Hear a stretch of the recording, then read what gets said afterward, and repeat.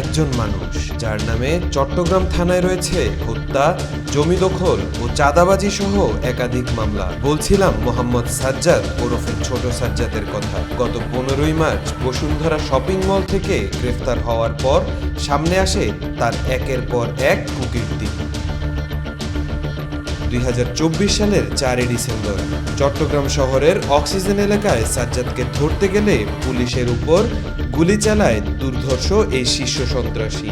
এবছর জানুয়ারিতে ফেসবুক লাইভে এসে প্রকাশ্যে চট্টগ্রাম বাইজিদ বোস্তামি থানার ভারপ্রাপ্ত কর্মকর্তাকে পেটানোর হুমকিও দেন সাজ্জাদ। এছাড়াও তার নামে রয়েছে আরও অসংখ্য অভিযোগ।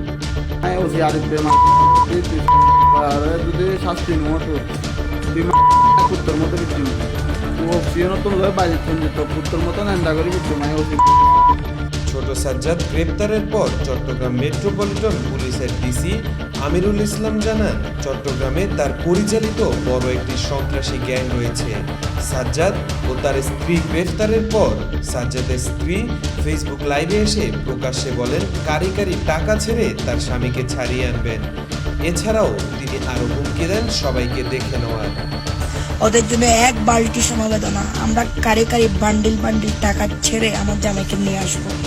আমার জামাই বীরের বেশে চলে আসবে এবং যারা এই ঘটনা ঘটাইছে তাদেরকে ছাড় দেওয়া হবে না। জানা যায় যে ছোট সাজ্জাদ মুরগির দোকানের কর্মচারী ছিলেন এবং তার স্ত্রী একসময় দুবাইয়ের বিভিন্ন নাইট ক্লাবে ড্যান্সার হিসেবেও কাজ করেছেন। একজন মুরগির দোকানদার কার মদদে এত বড় সন্ত্রাসী হয়ে উঠলেন সেটা এখনো সবারই অজানাই রয়ে গেছে। তাওফিকুল ইসলাম, আজকাল।